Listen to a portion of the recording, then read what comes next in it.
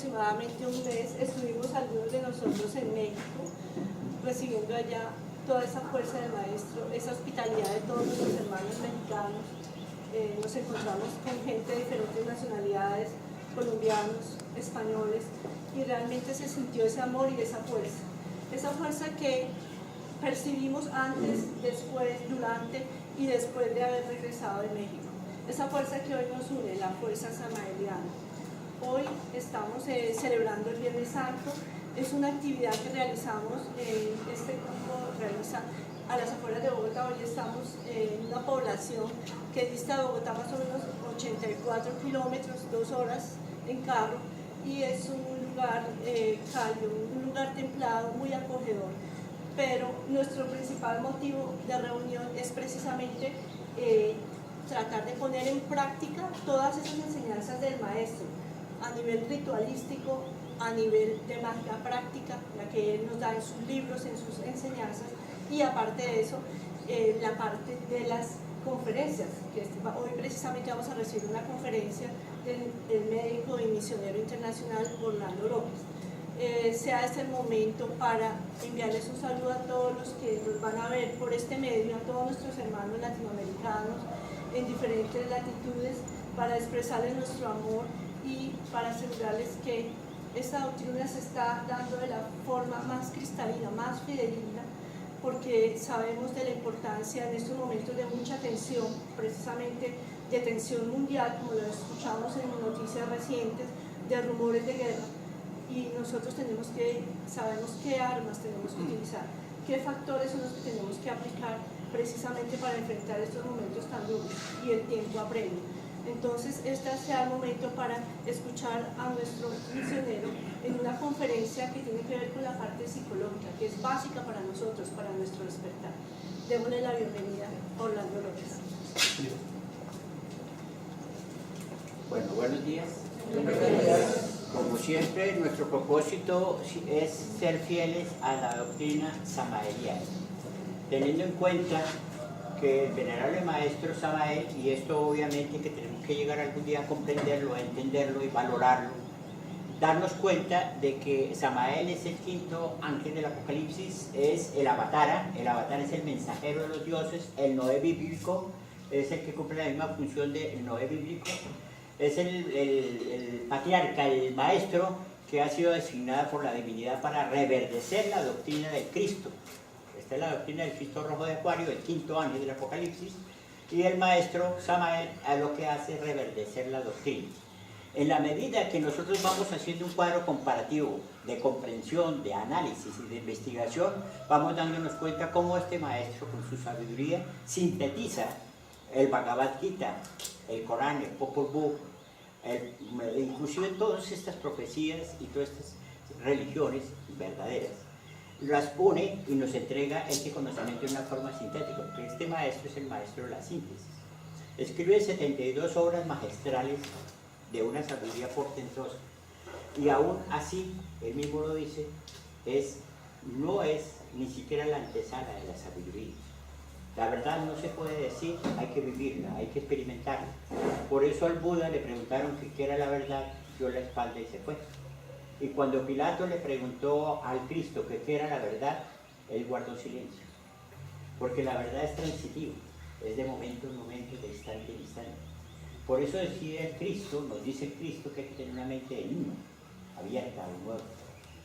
Lo que hablábamos en las conferencias anteriores es lamentable, que nosotros vamos añadiendo, vamos en cierta forma traduciendo esta doctrina nueva con nuestros conceptos, con todas estas petrificaciones, pensamientos añejos y petrificados que tenemos.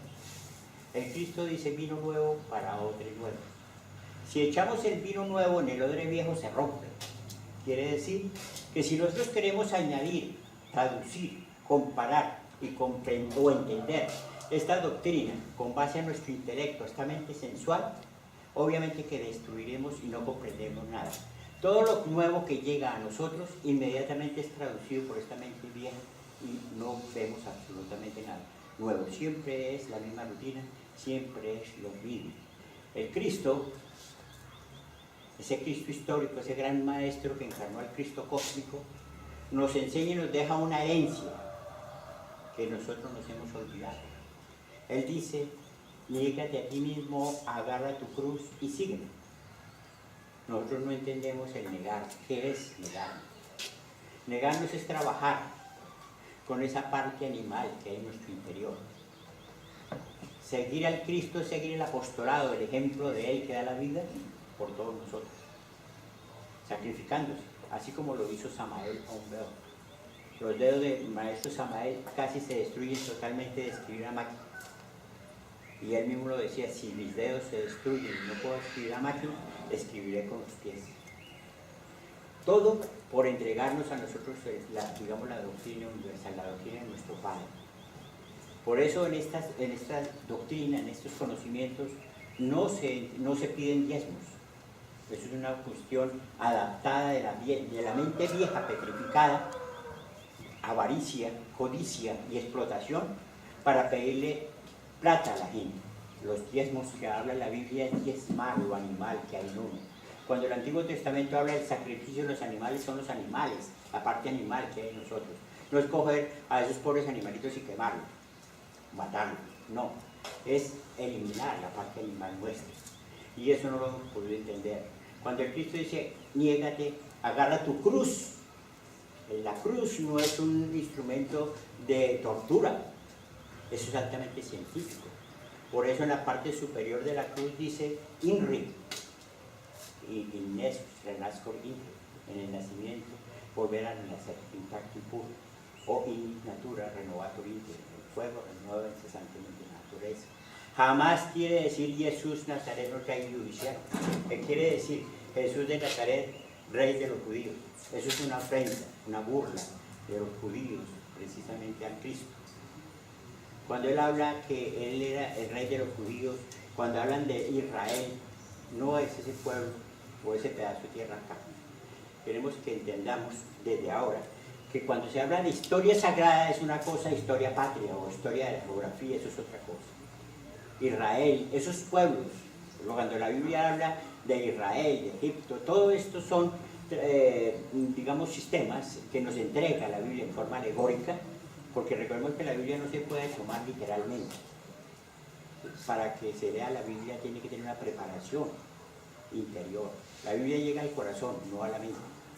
El que va comprendiendo la Biblia va sintiendo una alegría, un gozo especial del mensaje de esos grandes iluminados para nosotros. La Biblia es para sabios, de sabios para sabios. No se puede leer como un periódico. Entonces todo lo debemos de tomar en forma. Israel es un mantra que nos ayuda para despertar, acercarnos a nuestro Padre y a nuestra Madre. Eso no es un pueblo, que después, posteriormente, ciertas sectas, o no sé quién, empiezan a colocar los nombres en forma alegórica. Cuando la Biblia habla del Tigris y el Éufrates, es de las corrientes de Ida y Bengala en nuestra columna vertebral, que lo simboliza la medicina con el símbolo de la medicina. Que aún los médicos todavía no lo conocen, no comprenden esto. Porque un médico debe ser sacerdote, debe purificarse, por eso las alas que significan santidad. Entonces todo esto tergiversado no nos dejan llegar a la verdad, porque no les interesa que nosotros abramos los ojos, que despertemos. El Cristo vino a traernos ese proceso revolucionario, como todos estos maestros que han venido a entregarnos la verdad, y siempre ha sido oculta, porque nosotros dentro de nuestro interior ponemos resistencia, no queremos despertar, queremos seguir en nuestra misma rutina. La otra herencia maravillosa del Cristo dice, velad y orad. Velad es vigilar. ¿Vigilar qué? Cuando uno pone un vigilante aquí y le dice, mire, vigile. ¿Qué entiende el vigilante por eso? Que tiene que vigilar a que no entre nadie acá, que no nos vayan a robar, que no nos vengan a atracar, que no vengan a vigilar. Es igual, el maestro nos dice vigilar. Velad y orad. Velad es mirar, dirigir la atención hacia nuestro interior, a nuestros pensamientos, sentimientos, sensaciones, emociones, para empezar a conocernos a nosotros mismos, porque una cosa es observar, otra cosa es conocer. Entonces cuando el maestro nos dice velad y orad, quiere decir con mucha humildad, con mucha comprensión y con mucho corazón, pedirle a nuestra Madre, al ser estos seres superiores, que nos perdonen y que nos ayuden a eliminar esto que hemos comprendido y esto que hemos visto en nuestro interior. Nosotros nos hemos olvidado lamentablemente de esa observación interior. ¿Por qué? Porque el observar es activo, es inteligente. Se necesita una acción inteligente dirigida hacia nuestro interior. El conocer, el observar es pasivo.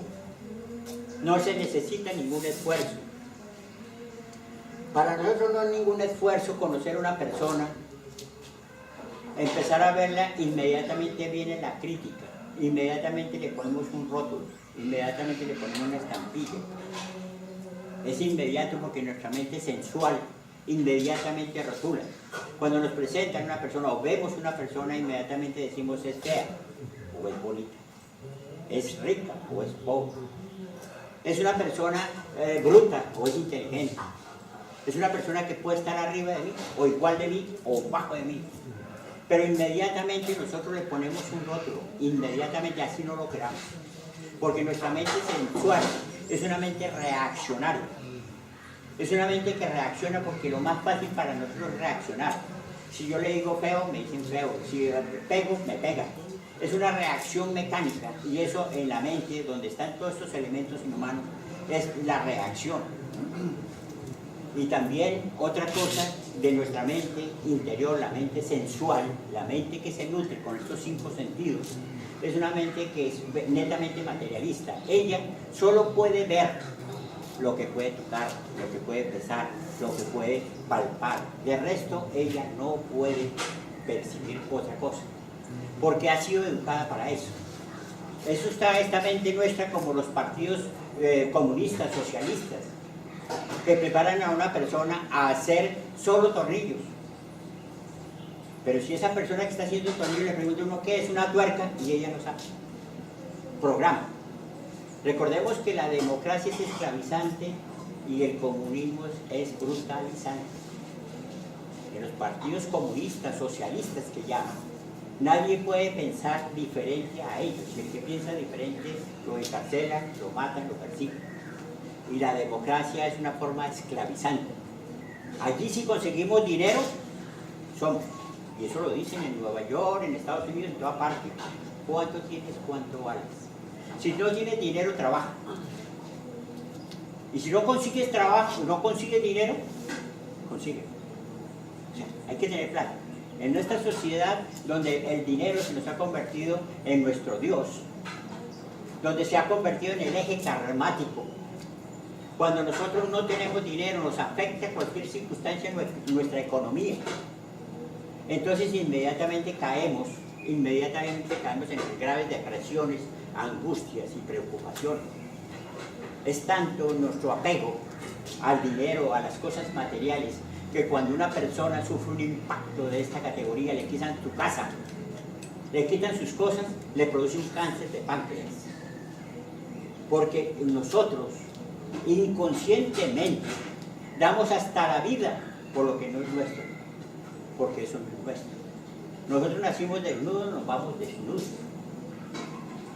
No tenemos absolutamente nada, todo es prestado.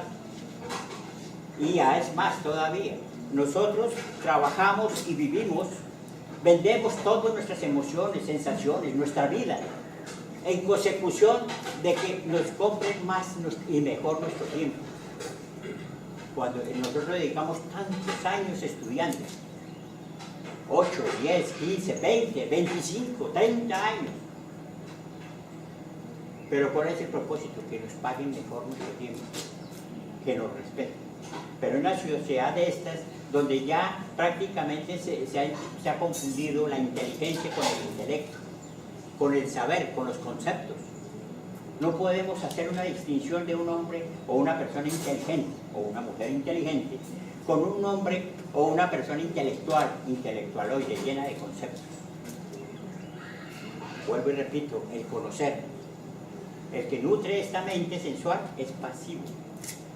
Nosotros no necesitamos mayor esfuerzo, pero para poder observar nuestro mundo, se necesita de una inteligencia, una voluntad y un esfuerzo inteligente, bien dirigido a nuestro interior. Y este esfuerzo, este cambio de pensar, estos cambios de sucesos, cuando empezamos nosotros a observar nuestro mundo, nos vamos a llevar grandes sorpresas. Primero, nos damos cuenta que no tenemos eso que nosotros creemos tener, que nos conocemos a sí mismos. Es increíble, y ustedes analicemos y analicemos. Nosotros vivimos más en nuestro mundo interior, pero desconocemos casi totalmente nuestro mundo, nuestra vida. Si a una persona le pregunta, ¿usted a dónde estaba antes de nacer? El brutico que no tiene así mucho dice, pues en el vientre materno. Porque hemos confundido nuestro cuerpo con nuestra parte interior, con nuestra parte inmortal, con nuestra parte, inclusive la parte atemporal, la que no tiene un nacimiento, la que no tiene un fin. Pero nosotros hemos llegado a tal extremo en la sociedad, en este momento, que lo temporal, el tiempo, es para nosotros muy corto. Ya hoy en la sociedad una persona de 30 años ya la consideran vieja. Y la mente de nosotros nos han programado para que pensemos corto, para que veamos que la vida es esto nomás, que vivamos en carreras, en angustias de consecución de dinero, y muchas veces todos estos afanes, todos estos sinsabores de la vida, todos estos inclusive atropellamos a los demás por conseguir dinero, estafamos, robamos. Lamentablemente, esta mente sensual que ha sido educada solo porque nosotros no vemos, como base, como fundamento, la economía, no vemos más. Por eso se ha convertido en nuestro Dios dinero. Cuando sucede algo catastrófico para nosotros, es eso. Para nosotros no es catastrófico que nos digan, usted ya meditó, hizo una oración anoche, hizo alguna obra de caridad. No. Nuestras obras de caridad están enfocadas más que todo a la familia, a nuestra familia, a mi familia.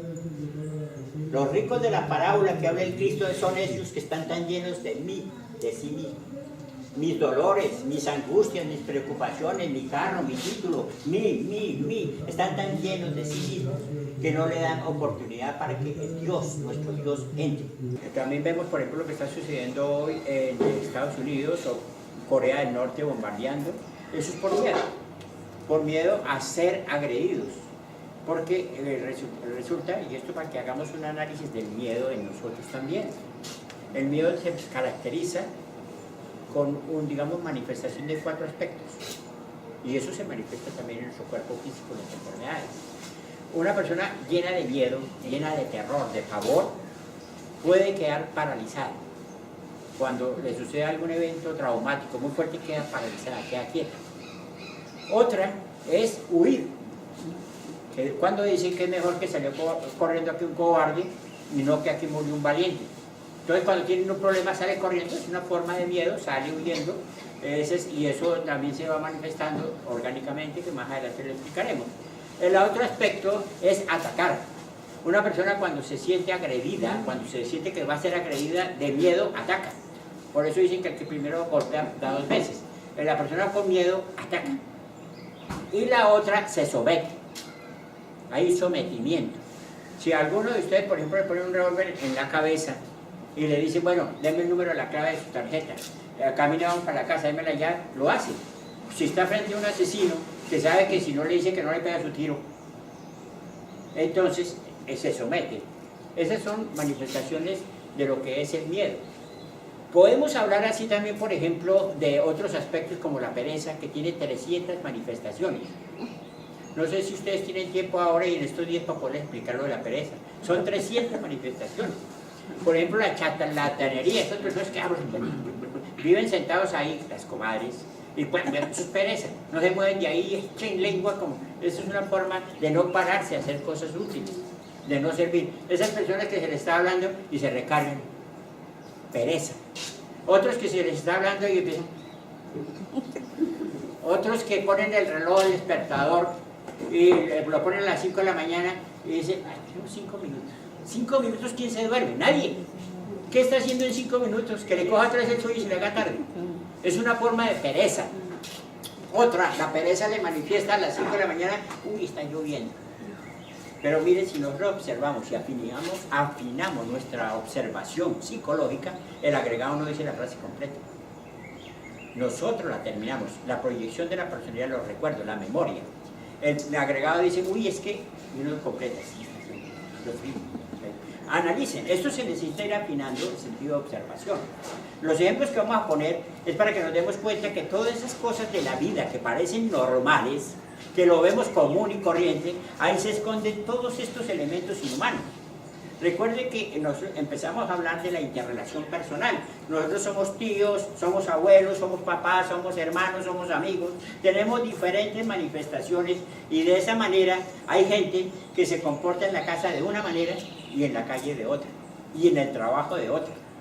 Casi siempre los empleados que son sometidos, que tienen un patrón cruel, que tienen un patrón así como medio despiadado, que los gritan, que los humillan, allí no dicen nada. Son unas ovejitas mansas. Vaya, traiga. Sí, señor. Venga. Sí, señor. Pero en la casa no le pueden decir nada. En la casa, supuestamente, que es donde más, las personas que más queremos, la esposa, los hijos, es allí donde gritamos, allí es donde vociferamos, allí donde criticamos, y allí nos consideramos el rey. ¿Sí o no, rey?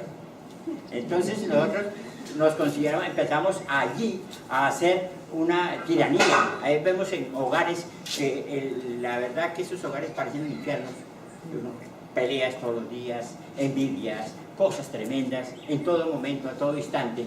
Y entonces, obviamente, que nuestro agregado psicológico tiene diferentes manifestaciones como el camaleón. De acuerdo a las circunstancias se camufla.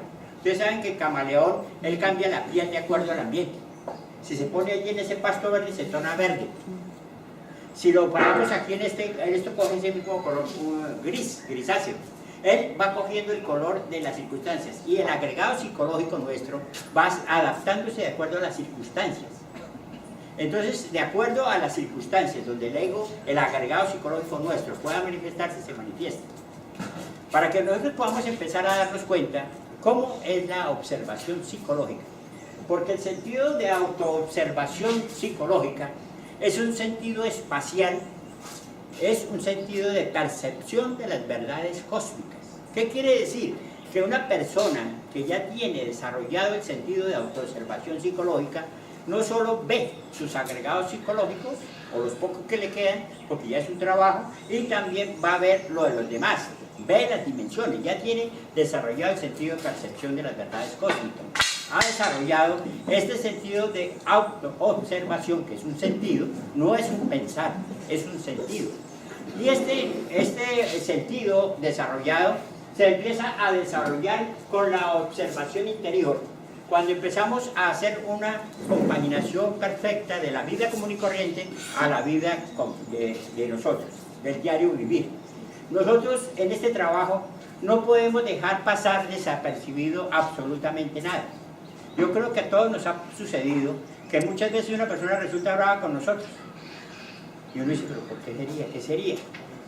Resulta que uno con una mirada, con una palabra, el agregado psicológico de la otra persona la traduce a su manera y entonces lo ve como una ofensa, lo ve como algo que le están diciendo, como una indirecta, y empieza a reaccionar su amor propio, su orgullo, que ha sido afectado. Vamos a poner unos ejemplos de las escenas del diario vivir y vamos a empezar con la lujuria, que quizás es el efecto más potente, más fuerte, porque está relacionado con la fuerza sexual y sobre todo en la parte de la adolescencia. Porque el adolescente se llama adolescente porque adolece de sabiduría, adolece de experiencia y cree sabérselas todas. ¿Por qué? Porque la fuerza sexual está fluyendo en sus glándulas endocrinas y entonces él cree que puede mover el mundo a hacer cantidad de cosas. Por eso vamos entendiendo que a medida que va pasando el tiempo nos vamos tornando petrificados, quietos, nos da miedo salir porque hemos dejado de producir hormonas. Y cuando una persona está produciendo hormonas como un niño, se mueve, corre, su piel, sus arterias, su vista, su olfato, todo se ve desarrollado. En la medida que nosotros vamos haciendo mal uso de esa energía libre por estos agregados psicológicos, sobre todo en la parte sexual, nos empezamos a degenerar tremendamente. Deepak Chopra, un gran endocrino, esoterista también, hindú, que yo creo que muchos han leído esos libros de él, él nos dice, y tiene razón, que nosotros, el común de la gente, por el no saber y no conocer nuestra constitución orgánica y energética, por los malos hábitos mentales, emocionales, sexuales, empezamos a envejecer desde los 15 años, del 0,01%, empezamos ya a envejecer, empezamos a dañar nuestros órganos. Resulta que el hombre, desde el punto de vista endocrino, desde el punto de vista sexual, madura hasta los 21 años, el hombre. Y la mujer a los 18 años, donde se forma la tercera capa a nivel de los ovarios, y en el hombre a los 21 se forma la tercera capa testicular, donde empieza a generar los espermatozoides más fuertes y de mayor vigorosidad. Y vemos todavía niños hoy en día, 12 años, 10 años masturbándose. Empiezan a degenerar. Hay muchachitos y niñas teniendo niños de 12 años, 14 años ya embarazadas, y niños de 14 años teniendo hijos, porque no hemos recibido educación y no nos damos cuenta el daño tan tremendo a nivel cerebral. Y como esta energía fluye, una energía potente, fuerte, no la sabemos manejar, de cualquier manera fornicamos, de cualquier manera destruimos, de cualquier manera expulsamos. Entonces, y sobre todo, las personas que han tenido mucha represión sexual, que les han hecho ver que el sexo es pecaminoso, como en el caso, por ejemplo, de los seminarios, de los conventos, que no nos enseñan a manejar el sexo, pero sí nos dicen que eso es prohibido y nos quieren hacer ver a la mujer como un enemigo, como algo que hay que tenerle cuidado, en cierta manera, pero no es...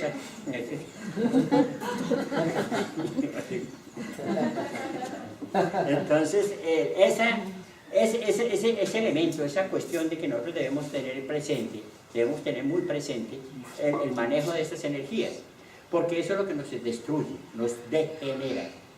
Y vemos la palabra generación, gen, sexo. Degeneración, gen, sexo. Regeneración, gen, sexo. Por la puerta que salimos, por esa misma puerta tenemos que regresar. Entonces vamos a poner el ejemplo desde la lujuria, de la parte de la interrelación hombre-mujer, cuando empieza la edad de la pubertad, cuando empiezan todas estas fuerzas, e inclusive muchas veces nos quedamos así porque hay gente que no madura, hay gente que llega a viejo pero no madura, siguen lo mismo, siguen con las mismas niñadas, con los mismos conceptos, con los mismos preconceptos, con sus mismos cuentos. Hay viejos verdes. Pues yo decía en una parte clínica, yo decía que es mejor un viejo verde y un viejo decrépito. Porque el viejo verde todavía tiene ánimo, o sea, está viendo, pero uno es decrépito, pero ni el uno ni el otro, ¿no? Porque si no, pero de todas maneras analicemos eso. Vamos a ver en el diario vivir lo que nos pasa, y yo creo que a todos nos ha sucedido. Resulta que uno va por la calle o se encuentra en una reunión y ve a una mujer que le guste, o una mujer que a uno le gusta, la ve bonita, y resulta que de pronto, por azares de la vida, la mujer lo toca a uno. Dice, ¿qué? ¿Cómo está? Uno empieza a traducir internamente, ¿será que le gusto? ¿Y será que tengo una pinta que esa mujer ya no? Sí, porque cuando uno está en la puerta se cree, uy, mejor dicho, eso se mira al espejo, uy, un barro, ay, Dios mío, ¿qué está pasando? Porque empieza uno a tomar una autoimagen de que el agregado, en su lujuria y en sus fuerzas endocrinas, le hace ver lo que uno no es. Y entonces se empieza a crear eso, empieza a ver, dice, uy, ¿será que le pido el teléfono? O no, voy a esperar más bien a ver. Y empieza el coqueteo que llaman las ilusiones. Ahí es donde uno dice, ¿cómo es de iluso uno? Y eso puede suceder en los buses a veces. Una mujer también le pasa lo mismo. A las mujeres no están con la lujuria, pero sí, por ejemplo, un mostrario allá de joyas, de vestidos, se quedan, ¿qué tal cómo quedaría yo con ese vestido? Mis amigas, envidia tan... Y empieza a proyectar las ilusiones y la parte ilusa que hay en nosotros. Empieza uno a generar una cantidad... ¿No han visto, por ejemplo, los supermercados hoy en día, esos centros comerciales, la familia Miranda? Sí. Van a mirar y mirar, y cuando tenga plata, dijo, yo tengo los chinitos, uy, yo cuando todo eso crea un poco de ilusiones, de fantasías. Estamos con la pareja, con la mujer que lo empieza a mirar y empieza el coqueteo, y uno empieza a ver y a decir, uy, no, yo le caí, fue muy bien, y este que es una pinta tremenda, yo más bien le voy a hacer el duro, el difícil. Y empieza un juego, un coqueteo de juegos de orgullo, de vanidad, de prepotencia, de una cantidad de cosas. Y eso pasa en el diario vivir. Y puede ser, por ejemplo, en el bus. Empiezan a mirar, a coquetear y de un momento a otro se para y se va y queda. Ahí pasó. Y así pues sucede en muchas ocasiones. Todo esto pasa en el diario vivir. Por ejemplo, también, estas son escenas que ahorita vamos a empezar a hacer un examen reflexivo, un examen analítico, cómo es que nosotros empezamos a descubrir nuestro mundo. Porque esto que acabo de comentar que sucede, nos sucede a todos. Y yo no voy a preguntarles, y yo antes preguntaba, a ustedes a veces se quedan callados, ustedes creen que yo soy el único, no, yo sé que eso nos sucede a todos, de una u otra manera. Resulta que cuando nosotros empezamos, esto lo pasamos de inadvertido, creemos que eso no ha pasado nada, no ha pasado absolutamente nada, pero también en nosotros sucede otro evento, como vecinos, digamos como que el vecino nos cae muy mal, uno lo ve y siente desagrado, o a alguna persona, y uno la ve y uno se siente mal, uno no quisiera ni mirarla, me cae tan mal, y viene ese y voltea a uno. Pero muchas veces uno se pregunta ¿por qué? Ni siquiera muchas veces lo ha hablado con él, ni siquiera lo conoce. Entonces, pero le cae a uno mal. Pero uno se pregunta ¿por qué? ¿Qué es lo que pasa? ¿Por qué a esa persona yo le caigo mal? O muchas veces eso es recíproco. Si a mí me cae mal una persona por lo regular, esa persona también le cae a uno mal. Hay veces que, por ejemplo, uno dice algo o se supo que alguien se burló de uno o habló mal y le coge odio, ya de una vez, y no vuelve a hablar con esa persona. Uno no sabe perdonar, uno no sabe analizar y empieza uno a llenarse de veneno con la parte, digamos, del vecino, con esa escena de lujuria que se formó, que nos llenamos de ilusiones. Miren, hay una cosa en el esoterismo que es muy práctica y ojalá la tengamos siempre presente. Hacer edificios, construcciones mentales muy fácil, destruirlas muy difícil. Y nosotros tenemos una cantidad de fantasías en nuestro interior, cantidad de mentiras, topes, ilusiones, las triquiñuelas de la naturaleza, haciéndonos creer que somos inteligentes, que somos únicos, que somos importantes, que somos indispensables, y una cantidad de conceptos y preconceptos que entran en nosotros, la prepotencia, la autosuficiencia. Y así sucesivamente en las diferentes escenas de la vida, hablamos del vecino, hablamos de las relaciones, de las interrelaciones de parejas o de hombre y mujer. Recordemos que en esa época de transición entre niño a joven es donde se forman las más grandes taras psicológicas. Miedo al sexo opuesto, miedo a formar un hogar, miedo a muchas cosas. Empiezan a formar una cantidad de cosas y por la falta de educación sexual y además moral y ética, empezamos a tener relaciones muchas veces pura lujuria, pura fornicación. Por eso lamentablemente los matrimonios hoy en día no duran mucho. Ahora, esto pasa en el diario vivir y en muchas escenas, podemos comentar muchísimas más, muchas más, pero resulta que una persona que quiere observarse a sí mismo, que quiere conocerse a sí mismo, esto que estamos viendo es observación mecánica. Me gustó, uy, está bonita, porque los 5 sentidos nos lo proyectan así, llegan a nuestra personalidad, la parte de lujuria, de pasión, y entonces uno lo ve muy bonita, le parece chévere, y le parece que puede hasta formar hogar, uno forma películas, mejor dicho, con esta sí me voy a casar, y después cualquier cosita que no, más bien con la otra, que me parece mejor. Los divorcios es porque esta tiene mejores piernas que la otra, y así sucesivamente. Lamentable, pero hemos caído mucho en la parte sensorial. La parte sensorial, por eso hoy en día en los deportes, que son fundamentados en la parte motriz, están ganando, por ejemplo, los futbolistas, los ciclistas, están ganando millones, mientras, por ejemplo, un médico que ha tenido que estudiar tanto, un ingeniero, o gente que se ha clavado la cabeza con años estudiando, apenas reciben un sueldo por ahí de 2 millones, 3 millones, 1,5 millones, 1,800,000.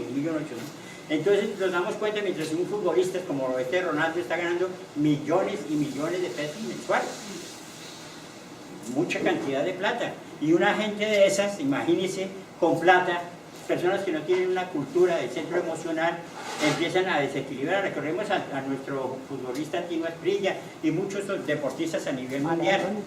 Esos reciben platino, obviamente se tornan peligrosos. Es como darle una metralleta a un ojo. Vemos, por ejemplo, entre estos futbolistas, esa prepotencia. todas esas cosas que cogen porque tienen dinero y no tienen cultura.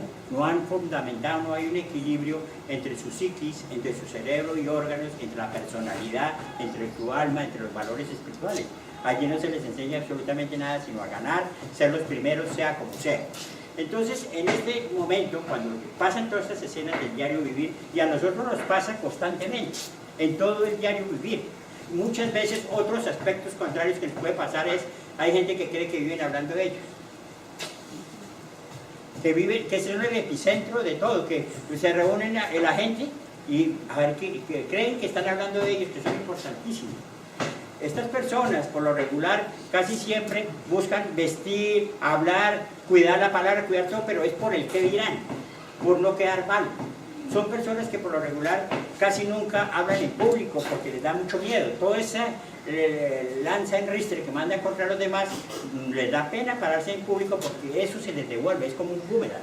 Toda esa crítica y toda esa crueldad que ha mandado hacia los demás se les devuelve. Y por eso ellos no se paran a hablar en público, porque lo primero que piensan, quién sabe qué estará pensando de mí, se está sonriendo, quién sabe qué me está pensando de mí, se está burlando.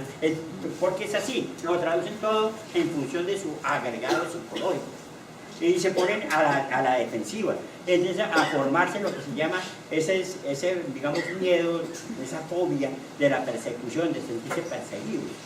Y así sucesivamente se nos van formando nosotros las fobias, todos los temores y todas esas angustias. Cuando una persona empieza a darse cuenta que su mundo es una cantidad de experiencias subjetivas que no tienen razón de ser y que sí estamos alimentando y estamos siendo víctimas de estos defectos, se empieza a observar y empieza a llevar esto a la reflexión. Por ejemplo, en la escena de la pareja, entonces dice, empieza a meditar, a analizar y dice, bueno, primero tengo un yo mirón, me gusta estar mirando, me gusta estar criticando, alimentando la lujuria por la vista. Recordemos que la lujuria se alimenta en forma fetichista, con órganos, a veces se alimenta en la parte de las fantasías. A veces llega tanto la fantasía que la quieren convertir en realidad y se masturban, empieza la masturbación, porque creen tener la pareja ahí y hacen unas esfinges mentales y creen que tienen la pareja ahí y empiezan a masturbarse y eso causa unos daños a nivel cerebral horribles. La masturbación causa mucho daño, porque nadie se puede empezar a masturbar pensando en imágenes religiosas. Tiene que ser con una imagen fornicaria y lujuriosa. Y eso lo empieza a formar el agregado psicológico. Y entonces estas personas, por lo regular, la pareja empiezan a alejarse de la pareja, a tener miedo a la pareja. El hombre a la mujer, porque eso sucede en la mujer y en el hombre. La mujer cuando se masturba mucho tiene deseo sexual, cuando se le arrima al hombre siente repulsión. Y lo mismo el hombre, siente miedo y no tiene erección. Entonces vemos que empieza a dañarse, pero entonces esta persona empieza a hacer el análisis y dice, bueno, yo tengo un yo mirón ahí, que si vives mirando, vives en cierta forma codiciando a la mujer ajena, la lujuria porque quiere todas las mujeres, quiere una, quiere la otra, y se cree un Don Juan, esos son los yoes Don Juan. Y existen los yoes Casanovas, no estos Casanovas, sino el yo Casanova. Si ustedes saben la diferencia entre los Juanes, que tenemos el apellido Casanova, pero usted es muy serio, eso no tiene nada. Existe el Don Juan. El Don Juan es que le gusta que lo miren, que le digan un tan bello que está, le gusta que pararse así, que lo miren. Hay gente muy esnovista. El esnovismo puede manifestarse en sus dos opuestos. Por ejemplo, personas que les gusta vestir diferente a los demás. Un arete, una cesta, andar así, porque quieren llamar la atención, de alguna manera tienen frustraciones interiores. O vestir demasiado bien ya porque quieren esconder su personalidad, su natalidad interior, mostrarlo con esto. O personas que, por ejemplo, recordemos que todos los maestros han vestido de acuerdo a la época. Ahí lo vimos en los videos, Jesucristo andaba con una túnica blanca, el cabello largo, eso porque pertenecía a los esenios y en ese tiempo eran los romanos. El maestro Samario ustedes lo ven ahí con su corbata, con su vestido común y corriente, porque no se salen del concepto real. Lo que sea es novismo, de lo como se llame. Si a una persona le dicen que hay que vestir de blanco y se va con de rojo, es porque es un esnovismo.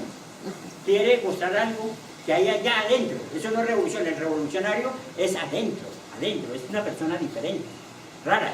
Nunca está en charlas, en conversaciones lujuriosas, en chistes de doble sentido. no se desubica del lugar en que está, siempre está en lo que tiene que estar. O sea, es una persona que está en su trabajo interior. Jamás lo van a ver hablar de los demás, siempre lo verán meditando, nunca lo verán en sitios así como cantinas, discotecas, nada de eso. Son personas que cuidan su energía, son personas que no lo van a ver ustedes en moteles, no lo van a ver en sitios de lujuria, casas de citas. Son personas que no celebran los chistes de doble sentido, la crueldad que hay en nosotros, de la burla, el sarcasmo. Esas personas son diferentes, son raras porque no están con el agregado psicológico. Entonces, haciendo el análisis, empieza la persona a ver su pensamiento, empieza a darse cuenta que yo miró su pensamiento, cómo empezó a crear fantasías, ilusiones. Esto va a ser para mí, yo más adelante me voy a enamorar de ella, yo le voy a dar esto, le pide el teléfono, ¿para qué? En beneficio de otra parte interior nuestra, allá de la lujuria, que quiere después llamarla para ponerle una cita, para empezar a conquistarla, para empezar a ver las cosas, y muchas veces no son cosas, porque recordemos que el deseo predomina más en nosotros. Entonces empieza toda esta parte sensorial, y todo esto ha formado en nosotros ilusiones. La ilusión es ser iluso, empezar a crear fantasías, producto de los yoes, de los agregados psicológicos, y esto nos separa más del ser, nos separa más de nuestro trabajo interior. Cuando una persona es seria empieza a darse cuenta y no deja proyectar esto. No deja, por ejemplo, con el vecino, que le cae uno mal, uno empieza a insultarlo, esto creído, ese tipo que se cree. Cuando una persona está trabajando no permite esos pensamientos, le llega el pensamiento, porque eso no lo podemos negar, pero el trabajo consiste en no proyectar, en no fascinar, no prolongar el pensamiento, alimentarlo más, no. Por ejemplo, uno está mal, pero entonces uno empieza a analizar, empieza a hacer esos análisis reflexivos y empieza a darse cuenta cómo nosotros, dentro de nuestro interior, no solo lo que se manifiesta, sino detrás de eso hay yoes o defectos que nos están impulsando a más cosas. Entonces, cuando uno empieza a hacer una reflexión, empieza a darse cuenta que está viviendo en un mundo de fantasía, de error, de la subimaginación mecánica, y cuando empieza a observar, a dirigir la atención hacia su interior, cuando empieza eso tiene que ser voluntariamente, inteligentemente, en forma activa. Tiene uno que muy inteligentemente empezar a observar sus sentimientos, sus percepciones, sus emociones y su intelecto, su pensar. Tiene que empezar porque el trabajo de este trabajo consiste en cambiar la manera de pensar, sentir y actuar. Inicialmente cambiar la forma de pensar, porque si nosotros observamos siempre es un pensamiento muy rutinario en nosotros, muy criticón, vivimos en una parte superficial, nuestros pensamientos no son profundos, filosóficos, las ideas nuestras no son de larga duración, son muy cortas y nuestras conversaciones son muy sensuales. Vivimos en función de cosas muy materiales, muy superficiales y que en realidad no nos conducen a nada. Ya muchas veces después de estar analizando, de ir observando, nosotros inicialmente podemos de pronto observarnos un minuto en el día. Ya después hablaremos del recuerdo de sí, pero ahorita vamos a hablar de la observación, del trabajo que en este momento debemos asumir. Observar qué pasa en nuestro interior y por qué pasa. ¿Qué es eso que nos hace pensar, que nos hace sentir, que nos hace actuar, que nos proyecta que amamos, que proyecta que odiamos, que proyecta que pensamos, cuando en realidad nosotros somos víctimas de una cantidad de agregados que viven cambiando constantemente? Esta idea es un poquito revolucionaria y para las personas que nunca se han observado, para las personas que creen que es una nomás, que nunca han tenido la oportunidad ni han querido observar su mundo interior, pues obviamente les parece exagerado. Pero cuando una persona juiciosamente se sienta a meditar, a observar y a analizar todos los procesos de la vida y empieza a dirigir la atención hacia su interior, empieza a observar cómo actúa la ira en nosotros, qué nos hace pensar, cómo nos hace sentir, qué nos hace percibir, cómo nos hace acción, el trabajo, lo que nos hace hacer. Lo mismo la pereza, que es entropía. Hay gente con la pereza que, por ejemplo, se pone a hacer el aseo rápido en la casa para ir a acostarse, a dormir. Es una manifestación de la pereza. Lo ven que es rápido, que por qué tan rápido voy a ir a descansar. Entonces ya tiene la cama aquí, No sé si se fijan qué están haciendo el aseo, y así todas las acciones nuestras son unas acciones muy mecánicas y que no las observamos. Por ejemplo, para poner un ejemplo, ahorita en este momento sabemos que estamos sentados en una silla, pero la estamos observando. Hay veces, y yo he hecho la prueba, va uno a una cafetería, se sienta con un amigo, le digo, oiga hermano, ¿qué color es la silla que usted está sentado? Así, tienen que mirar qué color, qué textura, cómo es. No, uno se sienta mecánicamente. Por ejemplo, en las sillas que hay aquí, hay una silla que tiene un huevo en la pata. ¿Cuál es? La mía no. ¿Seguro? Mire, si ve que usted no está segura, mueve. Es lo mismo, si nosotros estamos observando, nos estamos dirigiendo la atención hacia nuestro interior, si estamos dirigiendo la atención a nuestro interior, nos damos cuenta que nosotros estamos mal sentados, la columna está torcida, que no estamos relajados, que no estamos pendientes de sí mismo. La observación, cuando uno empieza a observarse, aumenta el conocimiento de uno mismo, o lo que sea. Por ejemplo, supongamos que todos somos carpinteros, se nos daña una puerta, y yo llamo a uno de los carpinteros y le digo, hágame un favor, arrégleme esta puerta. ¿Qué hace el carpintero? Empieza a mirar qué madera tiene, qué chapa tiene, cuáles son sus precios, cuál es su contextura, cuál es su peso, cómo lo hace. Y ahí en ese momento, ese análisis que está haciendo, que está observando, tiene que empezar a darse cuenta para poder cobrar. Entonces la dueña de la puerta o el dueño de la puerta le dice, bueno, ¿cuánto me cobra usted por el arreglo? Entonces él tiene que hacer un análisis de precios, de ubicación, de todo, para saber cuál es el daño y cuánto va a cobrar. Eso se llama observación, y él aumenta un poquito más el conocimiento con respecto a la puerta, a las maderas o al metal de lo que se ha hecho. De la misma manera, nosotros tenemos que dirigir la atención hacia nuestro mundo interior. Esa observación va aumentando la capacidad de conocimiento de la vida que tenemos. Y en la medida que una persona va aumentando esa percepción interna, su conocimiento se va ampliando. Por eso un maestro que ya tiene el sentido de observación, que ha pasado por todos estos procesos y empieza a observar su mundo interior, tiene un conocimiento de sí mismo y de los demás. Por eso decimos que el que monta en bicicleta, monta en la propia y monta en la ajena. Una persona que se conoce a sí mismo, no solo se conoce a sí mismo, sino también conoce el universo y los dioses.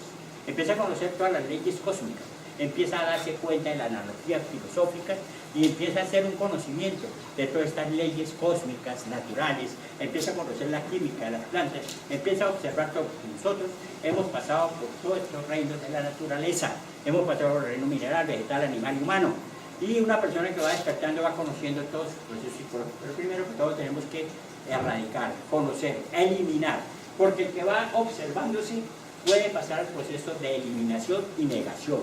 La negación es no permitir que el agregado siga. No lo confundamos con la represión. La represión es cuando un agregado, otro agregado, lo tapa, lo esconde, en beneficio de la personalidad. La negación es cuando negamos, no dejamos un agregado para que se nutra nuestra esencia, nuestra parte inmortal. Ese es, a grosso modo. Obviamente que estas son ideas que los toman nuevamente nuestra parte sensual, nuestra parte vieja, petrificada, y empezamos a analizarla. No, esto tenemos que entrar a la acción, inmediato, observar qué está sucediendo en este momento, qué estamos pensando, qué estamos sintiendo, cómo estamos hablando, nuestra percepción de sentimiento y nuestras percepciones de sentimientos y deseos y pasiones que hay en nosotros. Todo eso sucede en nuestro interior. A medida que nosotros vamos observando, vamos analizando, nos vamos dando cuenta esa ideación. Otra cosa, el agregado psicológico que se manifiesta, nunca se manifiesta solo, viene acompañado de otros. Acordémonos que el perro manda al gato y el gato a su garabato. El agregado psicológico está compuesto de uno, que la Biblia lo llama como el inocuo, el anticristo que está en nosotros, los tres traidores del Cristo, Judas, Pilatos y Caifás, todos los tenemos. Además ellos mandan a las 7 cabezas de legión, que son los 7 pecados capitales: ira, envidia, pereza, vanidad. Estos 7 pecados capitales. Y estos a su vez, por ser cabeza de legión, son los epicentros, son pecados capitales, son el epicentro de una cantidad de agregados más, la legión. Por eso les ponía el ejemplo, por ejemplo, de la ira o de la pereza, cómo se ramifica de diferentes maneras. Algunos agregados se manifiestan hasta en formas de santidad, creyendo que no, que ellos vino el Cristo, le tocó la cabeza y quedaron santos, y que van para el cielo. Y una cantidad de cosas, de fantasías que el agregado nos hace para convertirnos en mediocres y evitar el trabajo que tenemos que realizar, que es la pureza interior. Recordemos que este agregado y estas, digamos, manifestaciones del agregado, este es el trabajo inicial para empezar a conocer nuestro mundo interior. El único beneficiado es la conciencia, y esto nos lleva a la eliminación del agregado, con la súplica, con lo que nos dice el Cristo: velad y orad. Velad es vigilar, y eso tenemos que empezar a vigilar nuestro mundo interior. Y lo que vamos comprendiendo, vamos haciendo la súplica a nuestra Madre para que elimine esto comprendido. Es una manera de ir limpiando nuestro espacio psicológico. No podemos seguir siendo víctimas de todos esos agregados de la mecánica de la vida, que nos estén sucediendo las cosas, enfermedades, accidentes y una cantidad de problemas que el agregado nos mete, y seguimos en las tinieblas, en el dolor y la amargura. No sé si ahora sí tienen alguna pregunta o tienen alguna duda o aclaración de lo que se acaba de decir, porque esto es algo muy fundamental, es necesario y es urgente que nosotros aprendamos a ver la necesidad de observarnos internamente. Nosotros vivimos, porque nos han educado, es a ver externamente, a leer libros, a concentrarnos en microscopios, en telescopios, en cámaras de video, pero a ver todo externamente, pero internamente no. Nuestro mundo es desconocido totalmente para todos nosotros. Es por eso que no sabemos ni de dónde venimos, ni para qué vinimos, ni a qué, ni para dónde vamos menos. Nosotros nos conformamos con las ideas de la mente sensual, que son pasivas, que son mediocres. Yo nací, no sé por qué. Mi papá y mi mamá han sido siempre así igual. Yo sigo siendo igual. ¿Cuál es el problema? Es la mente mediocre que le da miedo, o sea, responsabilizarse, asumir la responsabilidad a la cual hemos venido al mundo. Sí. La diferencia entre Casanova y Don Juan. Ah, sí. La diferencia es que el Casanova, el Don Juan, lo explicaba, a él le gusta que lo vean, que lo admiren, que se den cuenta que es eso. Él se ofende mucho cuando no lo miran. Y eso todos tenemos, por ejemplo, en las mujeres y en el hombre. Por ejemplo, una mujer ve a un hombre que le guste, o una mujer ve a una mujer que le guste, y busca la manera de que lo mire. Porque está acá tan seguro ese yo, Don Juan, que apenas me viera queda flechado. Sí, porque es una manera de Don Juan. El Don Juan a él le gusta es que lo alaben, que lo miren, que hacerse ver, hacerse notar, que miren mi cara, miren mi porte, miren mi ropa, miren mi inteligencia, miren mi factura, miren todo lo que uno... Entonces es mostrar hasta lo que uno no tiene. Ese es el Don Juan. Y el Casanova... Los dos pican, los dos pican. El Casanova también le gusta, es parecido, pero la cuestión de él es que es buscar aprovecharse del hombre o de la mujer. Porque la mujer también es, acuérdense de doña Inés y sus dos maridos. Sí, ¿no? Nosotros sabemos que la mujer también tiene esos choices, es igual. Pero la diferencia del Casanova es que él, hasta que conquista a la mujer, normalmente se aprovecha de ella, por lo regular está sexualmente y ya, la deja. Pierde todo, ilusión, todo eso. Es el Casanova y el Don Juan es otra cosa aparte. Entonces eso tenemos que mirarlo y eso todos tenemos, en gran o menor escala. Porque si nosotros tenemos los 7 pecados capitales, los 3 traidores del Cristo, es otra cosa. Ahorita pues también debemos saber que no solo tenemos los 3 traidores, sino también los 3 enemigos del Cristo. No solo los traidores, sino los enemigos. Ajá.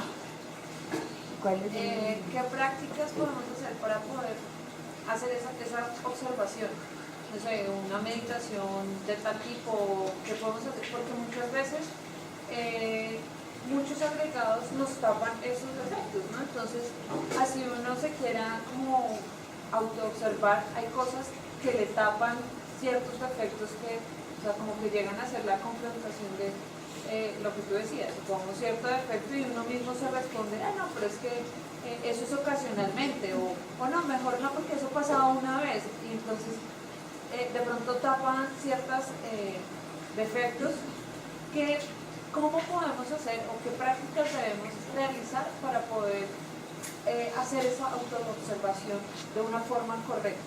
Me parece muy interesante lo que dice, ¿no? Por ejemplo, cómo yo justifica, lo que hablamos de justificar y condenar. Uno, por ejemplo, puede pegarle a un hijo o a alguien.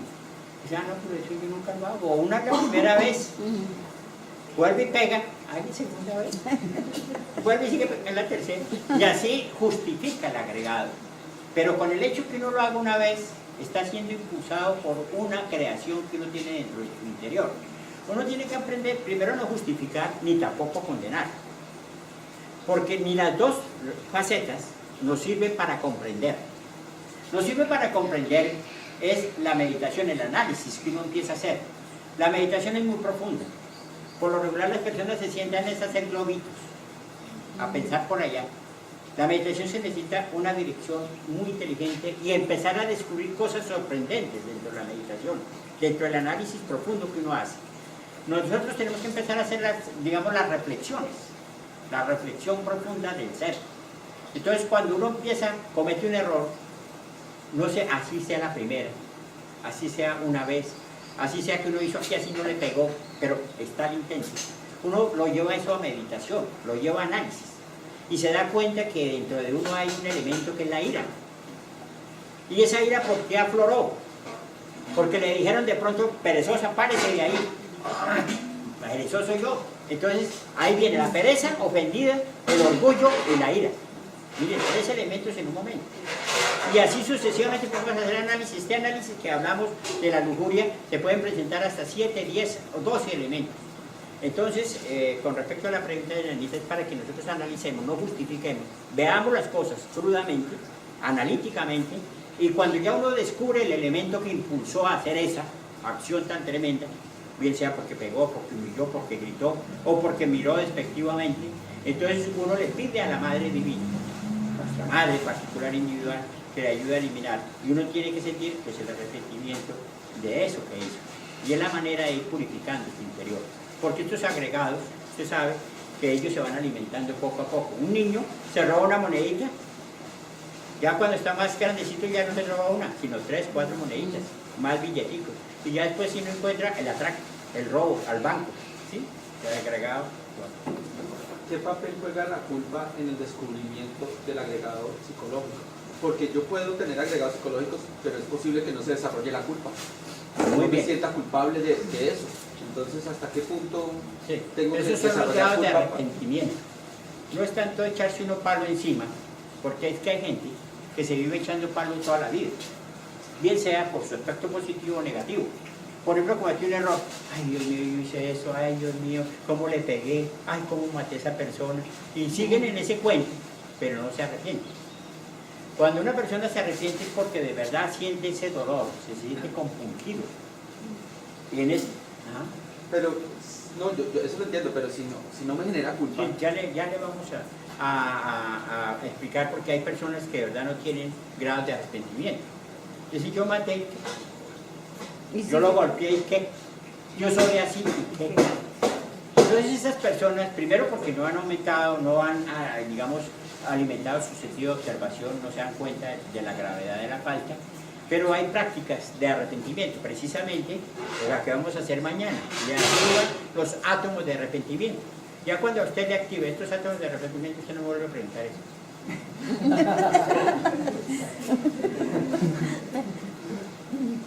Pero entonces eso quiere decir que sí se puede incrementar, por ejemplo, el ánimo por el trabajo, esa, digamos, capacidad de, o sea, se puede mover, digamos, eso y tú no crees que ya es así, tiene que ser así. Sí, claro. Por ejemplo, la persona que se empieza a observar empieza por darse cuenta que su psicología sí la puede cambiar. Eso es Que no es porque yo nací en una familia así, Eso, yo sigo tiene que siendo ser así. igual. Que porque yo he robado es así, que yo tengo mal genio y ya es así. Cuando la persona empieza a observarse es porque ve la posibilidad de un cambio. Ya empieza a observar y a cambiar. Y si él llega a comprender de tal manera que llegará a la Madre Divina, elimina eso que fue el causante de esos defectos o esos errores que cometió. ¿Sí? O sea, eso nace, esa actividad dentro de uno. Y si no la tiene, Pues ya mañana nos vamos a dar cuenta cómo. O sea, si es posible llegar a ese punto, Sí, claro. que uno sea capaz de, Claro, de claro. hacer eso. Usted, mire, y usted lo tiene. ¿Por qué hace esa pregunta? Porque usted la tiene. Por ejemplo, yo creo que usted muchas veces le ha pegado, por ejemplo, a un hijo, o a alguien, o ha humillado, duele. o ha gritado, o ha pegado. Y uno después siente como Sí, como el esos dolor. átomos de arrepentimiento. Dios mío, ¿por qué le embarré? Ay, Dios mío, pero uno sigue siendo el mismo sinvergüenza, porque después vuelve y lo hace. Pero al menos si Pero ya lo hace como, Es ya lo reflexionar. como que lo reflexiona, lo piensa y como que algo le... Bueno, y complemento esa pregunta, si no surge eso, hay personas que definitivamente no tienen la opción de crecer en ese sentido. Ah, sí, sí, definitivamente la persona, por ejemplo, hay casas vacías, que yo creo que ustedes han leído en la Biblia. Personas que ya, es que cuando una persona mata, ya ha matado en su corazón. Entonces esas personas son casas vacías, ya se ha retirado la parte de Dios en su corazón, ya no hay nada. Son personas que son vehículos karmáticos, que sirven para hacerle pagar karma a los demás. Son fichas, como en el ajedrez hay fichas blancas y fichas negras. Y entonces las utilizan para hacerle pagar karmas o deudas a otras personas. Y esas personas ya no, pues definitivamente ya no hay nada. Pero el hecho de que ustedes estén aquí, ya quiere decir que hay algo de querer cambiar. Ven algo, y si no, no estarían. Por ejemplo, en un psicópata, ¿qué pasa? Ah, no, él ya está enfermo. Ya no hay Ya nada que hacer. ha cristalizado. ¿Qué es lo que pasa con los psicópatas? Y todas estas personas neuróticas, por ejemplo, una persona neurótica. Una persona neurótica es una persona que poco a poco va empezando a la ira a acrecentarse, y no ha hecho nada, no se siente arrepentido, sigue aumentando, y se convierte en un Ya no le interesa. ¿sí? ¿no? Psicópata, ya no pueden ni le hablan, ni le pueden decir nada, neuróticos, y ya porque no han alimentado, o sea, han visto la ira, pero no la siguen alimentando. Inclusive hay gente que le gusta tener ira, necesitan la ira para esconder su navidad, su pobreza, su crueldad. En las empresas hoy hay muchos patrones así, que viven gritando, haciéndole mala cara a los que ni les dan la cara, haciéndose respetar de esa manera, supuestamente. Eso no es respetar, le tienen miedo. Y la gente le tiene miedo porque necesita su trabajo. Pero que respeto no le tienen. Inclusive salen a hablar y que se cree y denle la oportunidad si no de pronto le sientan la mano. Porque esa es una manera de crear un falso sentimiento o de respetabilidad que no es. ¿Qué sensación tengo que sentir en realidad para saber que yo me estoy observando? Para que saber que me estoy observando. Muy buena pregunta. Muy ¿La buena pregunta. puedes repetir? ¿Que no lo oyeron? Para que la escuchen. ¿Qué sensación tengo que sentir para que en realidad yo sepa que me estoy observando? Que ella dice, por ejemplo, que qué debo sentir, cómo debo, o sea, darme cuenta que sí me estoy observando. Resulta, y es una pregunta maravillosa que tiene resulta que uno cuando observa realmente, inicialmente uno lo hace mal, porque no está preparado. Esto es un trabajo que hay que realizar. Uno porque le dicen realícese, arrepiéntase, no. Uno tiene que hacerlo. Y la pregunta de ella es muy importante, porque cuando uno empieza a observar, siente una alegría. Algo nuevo está sucediendo en uno, algo nuevo. Cuando uno observa, obviamente que ya más adelante, cuando uno empieza a practicar esto, uno ve el agregado y siente una sorpresa y un dolor en el corazón, hasta angustia, porque lo ve. Pero inicialmente la pregunta que la niña hace, ¿cómo sé? Es porque uno empieza a darse cuenta. Por ejemplo, si ella, o se pasa una escena esta, por ejemplo, con una amiguita de ella, la ofende, ella siente ira, pero si ella se va a reflexionar y empieza a darse cuenta que ella siente ira porque le afectó su amor propio, su orgullo, su vanidad, y empieza a darse cuenta que esos defectos pues le están haciendo mucho daño, ahí es algo nuevo, ya empieza a abrir otros canales, empieza a observar, ahí empieza a observar quién mandó este defecto, y eso es algo muy importante. O cuando uno empieza a observarse y le aflora un defecto y uno lo ve, lo percibe inmediatamente, es algo nuevo, es diferente. Es como cuando uno va de viaje y ve algo que le impacta, sabe que está viendo algo que nunca ha visto o lo impactó. Es igual, cuando uno dirige la atención es igual. Así sucede en la vida diaria.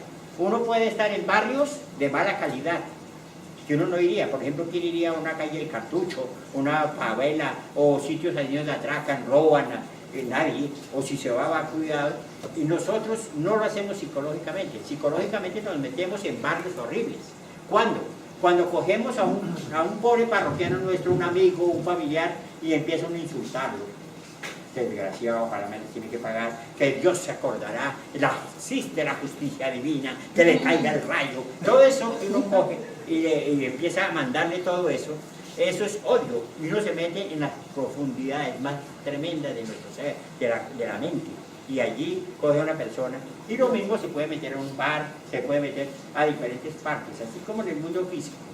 Uno se mete, o puede meterse en barrios elegantes, en nuestro mundo interior también lo hacemos. Tenemos que vigilar eso, ¿dónde estamos nosotros? Porque si estamos mal acompañados, con yoes, defectos, de mala compañía, pues obviamente que vamos a pasar mal. Y nos vamos a hundir, vamos a empeorar nuestra conciencia. Muy buena la pregunta.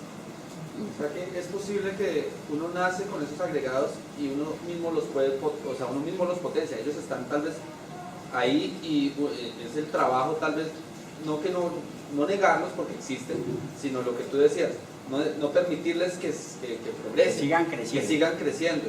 O sea, no es que estén en el aire y uno No. están en uno. O sea, uno tiene que aprender a vivir tal vez con eso. Y es como a pararlos. Lo que usted dice tiene algo de verdad. Uno no nace con los defectos, no nace. Uno nace puro. El niño bonito que mira alegre, que inspira confianza, que tiene la conciencia pura. Por eso el niño inspira quererlo, inspira acariciarlo. Porque la conciencia, la parte de Dios está libre ahí. A medida que vamos creciendo, que se nos cierra la fontanela, que se va formando la personalidad, estos agregados se van metiendo en nuestra personalidad, en nuestro cuerpo, se van haciendo uso de nuestros centros de la máquina humana. A medida que se va fortaleciendo la personalidad. La personalidad se forma de los 0 a los 7 años, inclusive con ciertos fenómenos a nivel genotípico en el vientre materno. Por eso, por ejemplo, le hablaba a Adrián de qué se hizo. Para que ella empiece a recibir son impresiones favorables, bonitas, porque eso alimenta al niño, que escucha Mozart, que escuche y que vea, por ejemplo, en este caso, que un muerte familiar, lo vea como un proceso natural, porque es que nosotros no tenemos por qué sino verlo naturalmente. Entonces esas impresiones fuertes afectan al niño. Por ejemplo, cuando una mamá ha sido golpeada por el esposo, ha pasado necesidades, hambres, humillaciones, el niño nace con ciertos problemas de piel, casi siempre, la psoriasis o enfermedades de otro tipo, eczemas, porque la piel es de la parte emocional. Entonces, si la mujer se cuida mucho en su embarazo, por ella, porque la mujer en el embarazo, en las sociedades altas, es la número 1, porque son 2 seres ahí. Entonces hay que respetarla tremendamente, que ella tenga las mejores impresiones, la mejor alimentación y tenerla como una reina, porque está generando un nuevo ser que va a venir con nosotros. Entonces, eso es lo que pasa. Nosotros, en la medida, de acuerdo a la familia también, porque si uno nace en una familia de borrachos, problemas, peleas, humillaciones, gritos, pues obviamente uno se convierte en una personalidad también agresiva, o también se puede convertir en una persona complicada, tarada, lleno de taras, porque muchos papás humillan mucho a los hijos. Usted no sirve para nada, le dan sus coscorrones, quite de ahí, usted porque no estudió, usted es un bruto, y ese niño se llena de complejos, de taras. Y después quiere que el hijo le ayude. ¿En qué? No tiene las herramientas, sobre todo esos valores eternos, que son los que nos podrían dar el impulso para surgir, no solo la parte física, sino también la parte espiritual. Entonces es buena su pregunta, pero también es buena. A medida que se va formando la persona, uno tiene que trabajar sobre eso. Pero como nosotros no entendemos, en la medida que vamos observando esto también se necesita una persona que tenga madurez, que haya vivido, que se haya dado cuenta de la vida, porque una persona muy inmadura esto no lo entiende casi por lo general. A mí me llevó la doctrina muy temprano y no. Ya después de que supe qué era el dolor, el palo que me dieron. Con respecto a la pregunta que hace Giovanni, cuando dice que nosotros debemos aprender a vivir con el agregado psicológico de la persona. Sí, no. O sea, la gente, la mayoría de nosotros ya nos acostumbramos, en cierta manera, entre comillas, no es que nos acostumbremos mucho, porque por eso la relación de pareja es tan difícil. Eso ya, cuando uno empieza a convivir, empieza a ver las garras del uno y del otro.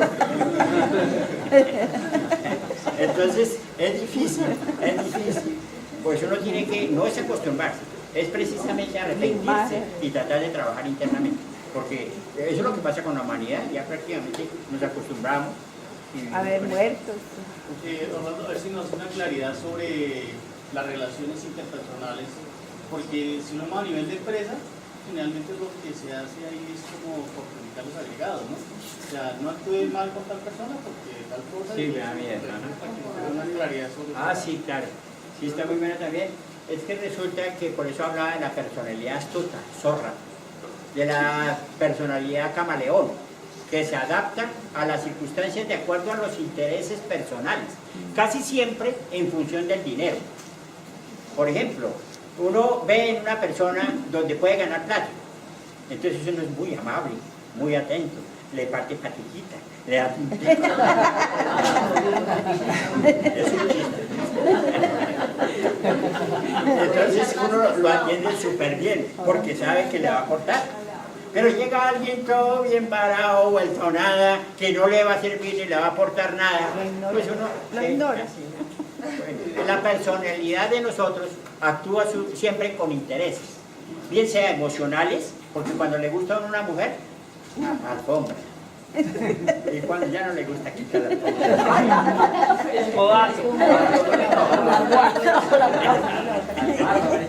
Lo que decía ahorita Blandito de la persona que uno no crece, uno crece muy puro y va consiguiendo esos yoes. ¿Sí? Entonces, No los va consiguiendo. O sea, Esos están ahí. No, ¿No? ella le explica más bien. Digo, no los va consiguiendo porque, por ejemplo, uno como padre de familia comete cualquier cantidad de barbaridad de errores a la crianza de sus hijos. Uno no aprende a criar a sus hijos. ¿Por qué? Uno tiene sus hijos y le quitan el juguete y llegan llorando. No se deje, quítele don. Si va y me pega, no se deje, déjele también su galletada.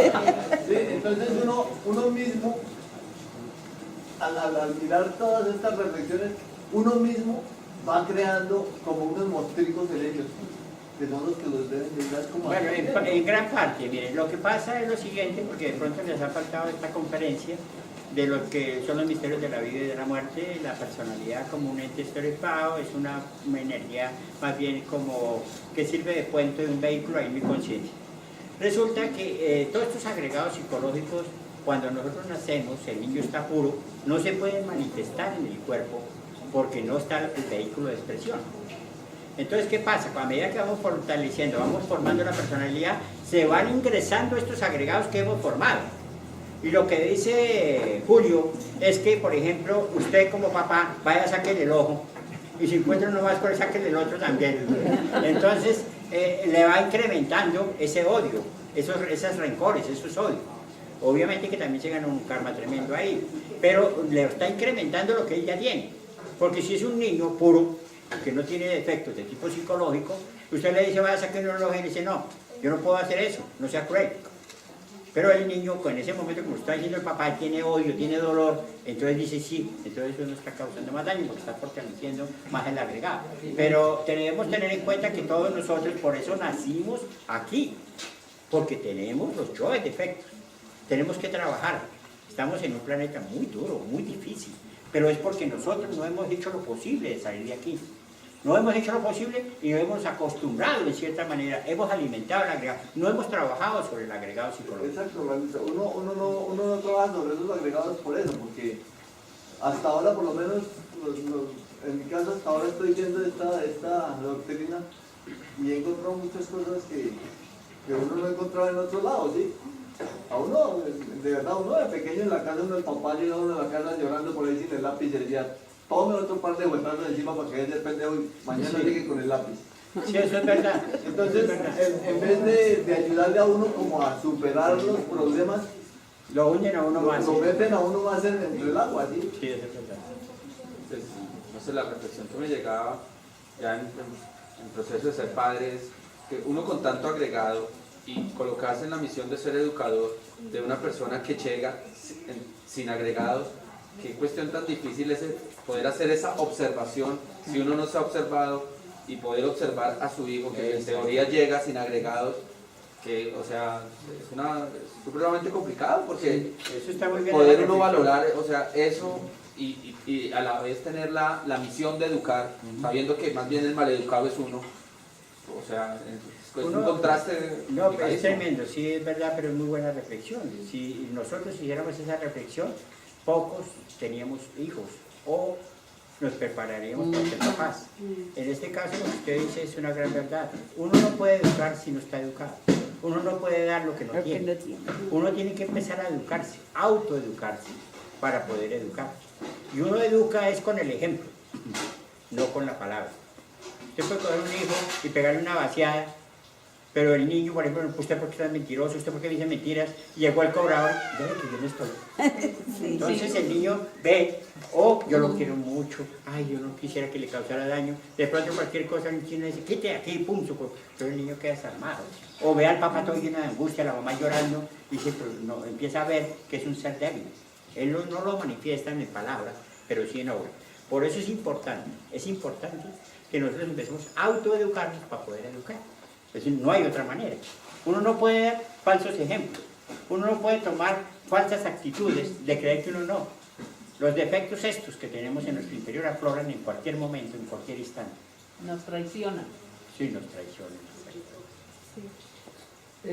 Este trabajo es muy personal y alguien, digamos, puede hacerlo por otro, porque, por ejemplo, ¿qué pasa con esas personas que dicen que de ciertas sectas, que dicen que un maestro se sacrificó y que ya, digamos, ellos tienen derecho a vivir en los mundos superiores y esto porque ya otro hizo el trabajo supuestamente por ellos? ¿Se puede en algún...? No, sabemos muy bien que no, que es un trabajo personal, con mucha voluntad, con mucho sacrificio, con esfuerzos, muy individual. Los maestros nos pueden ayudar a guiar, pero que un maestro va a desintegrarle a un defecto. Mucha gente dice que, por ejemplo, que el Cristo se sacrificó por nosotros, que allá fue en la cruz por nosotros y que nosotros ya merecemos el cielo. Entonces, cualquier persona que analice así por encima, se dará cuenta que el Cristo sí se sacrificó por nosotros, nos enseñó el camino. Pero si hubiera sido así por nuestros defectos, entonces ¿por qué nosotros seguimos con ira, con envidia, con guerra? ¿Sería que él fracasó? No, lo que pasa es que la mente mediocre, cobarde, la mente media, no se quiere entregar a su trabajo, no quiere asumir las responsabilidades de lo que hemos hecho. Porque ¿quién de nosotros puede decir que no tiene ira, que no tiene envidia, que no tiene vanidad, que no tiene orgullo?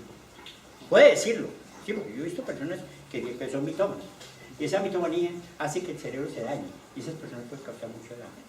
Uno tiene que ser muy sincero, uno tiene que darse cuenta que en realidad no es un ángel. Uno tiene que demostrar con hechos. Un maestro, como le hicieron a Hitler, se le presentó un superhombre, pasaba paredes, levitaba, tuvo cantidad de poder y le demostró, miren, eso es el superhombre. Usted lo que está diciendo son solo mentiras, son solo palabras. Por eso Hitler dice que el superhombre es cruel, y él tuvo terror, miedo. Entonces, una persona que trabaja lo demuestra con hechos, no con palabras. El que dice es que yo soy tan bueno, es que yo hice, es que yo no sé qué. Yo voy a hacer una obra caridad, pero que ojalá usted no sepa. Cosas, hipocresías, falsedades, y todas esas cosas que el agregado se esconde. No, uno debe ser sincero. Y si uno no se le puede esconder a nuestro Padre, a los seres superiores, ¿por qué a nosotros? Sí, que si nos puedes desglosar un poquito mejor lo que es negación y represión, para que no caigamos en la represión. Sí, muy buena pregunta también. Resulta que hablaba de que la represión es cuando un yo reprime a otro. Por ejemplo, el patrón, hablemos de la empresa. Llega el patrón y yo pues obviamente necesito mi trabajo, necesito mi sueldito, porque tengo que alimentar un poco de chinos que tengo, la familia, esta. Entonces llega el patrón y le pega su vaciada. A uno le puede dar ira, pero uno no le levanta la mano. Y no, sí, señor. Y así usted internamente. Entonces es porque el miedo, el yo del miedo tapó la ira. Entonces es una represión, un yo, otro yo, otra parte de nuestra mente tapando a la otra, por miedo. Pero si una persona que está trabajando, que quiere observarse a sí mismo, empieza el patrón a insultarlo, él empieza a observar su mundo interior, empieza a darse cuenta que está siendo afectado su orgullo, su ira, y él empieza a observar y lo hace el trabajo interior de transformar la impresión para que nuestra esencia, la parte inmortal, no se hunda más. Él está trabajando, es una negación, porque está trabajando por la esencia, por la parte inmortal, no por el agregado. ¿Sí?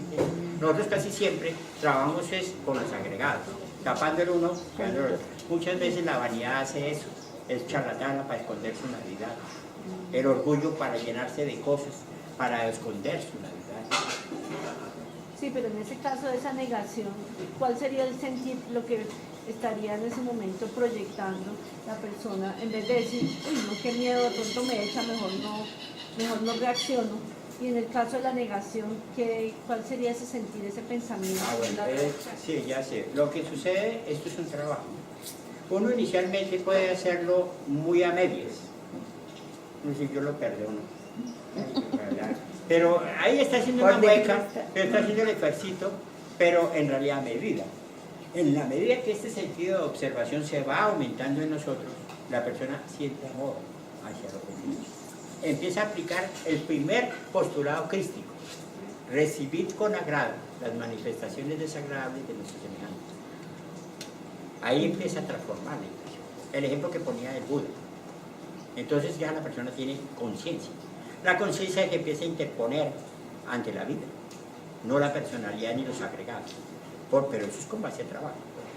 La confrontación lógica, para uno hacer que un elemento inhumano pierda fuerza, nace no de un concepto mental, de un chispazo del corazón, de comprensión. Y eso es producto del trabajo. Porque uno no puede, hay gente que dice, por ejemplo, si tiembla, yo guardo aquí la tranquilidad, miren, si está temblando, háganme un favor, así por orden de edad, van saliendo espere que tiemble. Entonces, es igual, uno no puede decirle a la gente, si lo ofende, ría, no, porque eso es una mueca de mal gusto. Pero si uno va trabajando, la conciencia se va desarrollando y eso no lo toca a uno. Inclusive la persona puede sentirlo y le da vergüenza, se retira, se da cuenta que está siendo abusivo, que el yo, uno descubre, como uno descubre su yo, también lo ve el yo del otro. Y cuando un yo es descubierto, se esconde en los diferentes niveles de la mente. Entonces la persona siente vergüenza.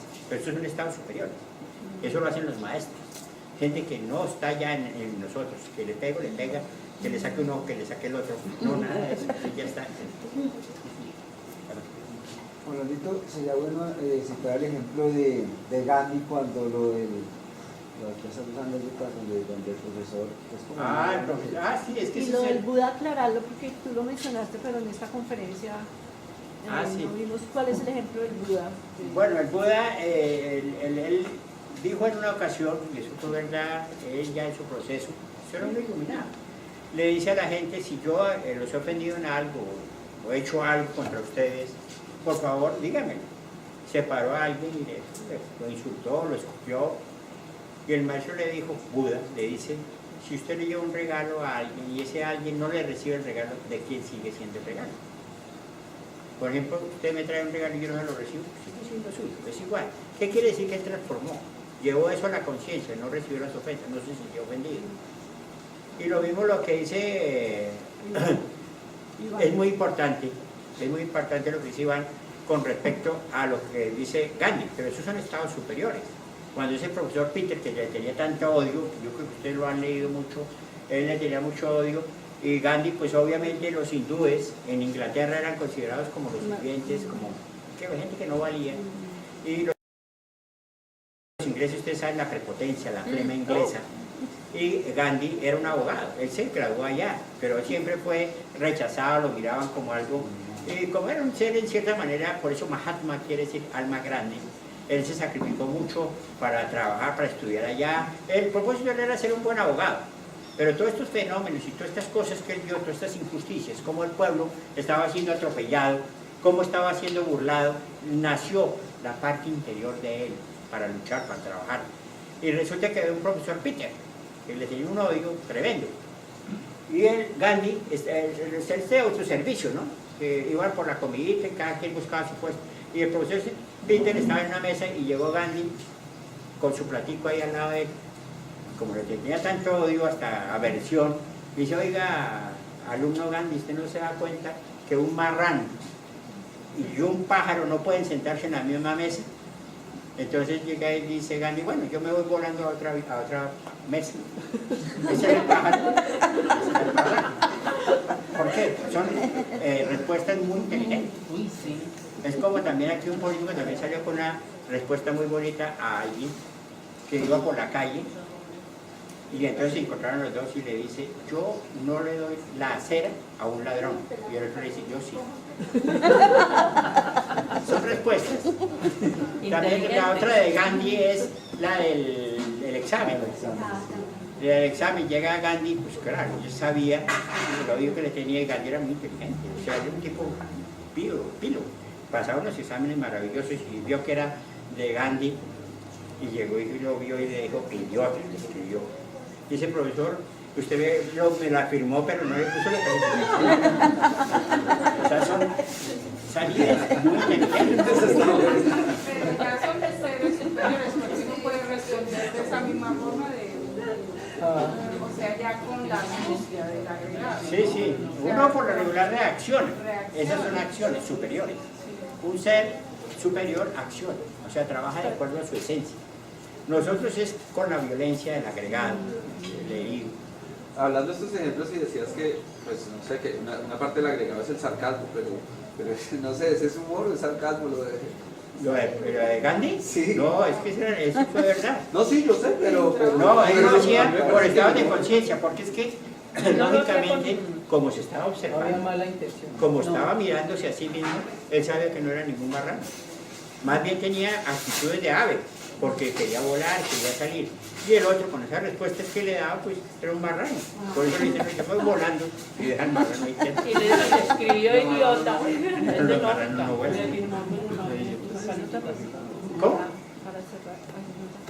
Ah, no, sí, pues ya creo que para cerrar no sé si hay alguna otra pregunta. Aunque también hay otras partes de Gandhi que no me acuerdo ahorita, pero hay otras. Esa aclaración que se lleva me parece importante. Una persona que incluso los que en alguna oportunidad la misma. Habla un poquito más duro que esto está siendo grabado. Una pregunta que hizo el cuestionamiento que se hace Giovanni con respecto a Gandhi, le dice en alguna oportunidad y aparentemente puede sonar como de una forma irónica, como esa reacción, como una burla, viniendo de un ser de esto. Entonces, lo bueno de la aclaración que usted. No, porque es tipo superior. Es que es tipo superior. Cuando es una octava de tipo superior, cuando es una octava de tipo superior, por ejemplo, usted de pronto lo ofenden y responde en un estado de inteligencia sin odio. Entonces, ¿qué pasa? Que la otra persona se retira, se siente. Lo capta. Sí, se da Además cuenta. lo hace sin odio, es que Estando en el mismo sí nivel. es con odio, con el defecto, ¿cierto? Y otra cosa que Gandhi lo hacía era con una forma natural, espontánea, no lo hacía con odio ni nada, porque él seguía saludando al marranito igual. Le fluía inmediatamente, ¿no? Un nivel superior, el mismo que existiera el pecado. Ah, sí, eso es otra escala muy superior. Cuando dice que esté libre de pecado, que lance la primera piedra. Uy. Eso obviamente que nosotros tenemos que saberlo comprender. Y muchas veces dentro del agregado nuestro, el agregado a veces quiere hacerla de inteligencia. Y no, el agregado no tiene inteligencia, es astuto. Y entonces, lo que muchas veces podemos es producir algo peor, una respuesta contraria a lo que uno espera. ¿Por qué la doctrina gnóstica hace tanto énfasis en la parte psicológica y no como otras doctrinas, digamos, que más se van por la mística simplemente o algo así? ¿Sí? ¿Por qué el énfasis en la psicología? Es importante porque es que resulta que para que nosotros, la doctrina, todo conocimiento universal se fundamenta en 4 columnas: la ciencia, el arte, la filosofía y la mística. Para que una persona pueda nutrir esa esencia, pueda hacer un enlace, una unión de estas 4 columnas, su epicentro tiene que ser la psicología. Una persona que empieza a trabajar sobre sus defectos, empieza a adquirir conocimiento, sabiduría. Por eso decíamos que la observación aumenta el conocimiento. Entonces, cuando una persona empieza a limpiarse el corazón, por ejemplo, vemos el maestro Samael, para que escriba esas obras de alta filosofía, astrología, medicina, maya, de hecho, él escribió de todo. Una persona común y corriente, intelectualmente no puede hacer eso. Eso ya viene con valores internos. Entonces, por eso nosotros aplicamos ese postulado del Evangelio que dice: buscad el reino de Dios y lo demás se os dará por añadidura. Buscar el reino de Dios es buscar la purificación de nuestro corazón. Una persona llena de odio, llena de pereza, de egoísmos, es una persona bruta. Y una persona bruta le falta inteligencia, es cruel. Una persona inteligente es amorosa. Entonces el amor es la que une todo. Por eso nosotros hacemos hincapié de la parte psicológica, que nos sirve muchísimo para ayudar a la humanidad, Y no aprenderse uno de memoria la Biblia, intelectualmente, cuando ellos ni siquiera se conocen a sí mismos. Gracias. Está primero el interior. Dentro de las obras del maestro, ¿cuál nos serviría, Blandito, estudiar que enfoque este tema que estamos viendo? La didáctica del autoconocimiento es muy buena porque él explica acá, aunque todas, porque es que mire que la educación fundamental es necesaria. Quizás fue el libro que me hizo llegar aquí a esta doctrina. Empecé a darme cuenta de todos los desajustes de la educación y nosotros no nos estamos educando, sino estamos siendo programados.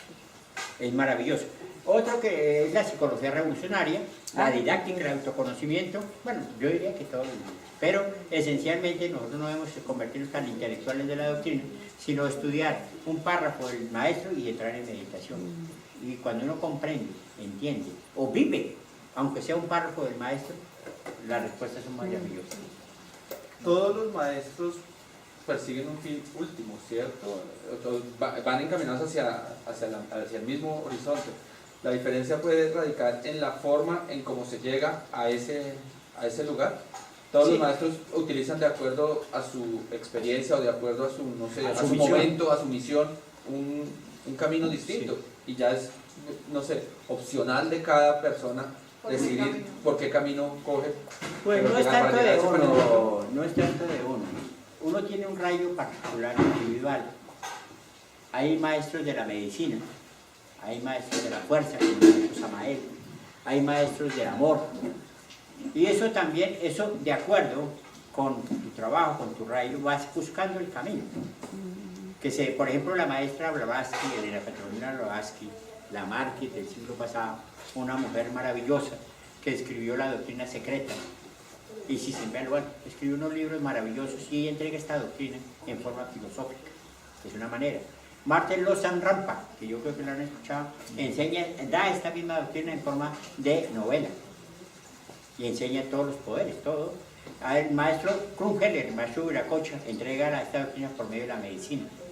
Y así cada quien, no es que uno quiera, sino que uno va como cogiendo el camino que uno le corresponde.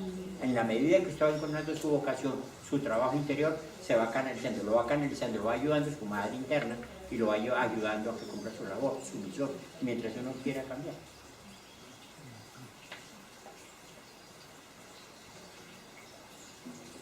Bueno, pues de todas formas, muchas gracias. ¿Qué es lo que me decía?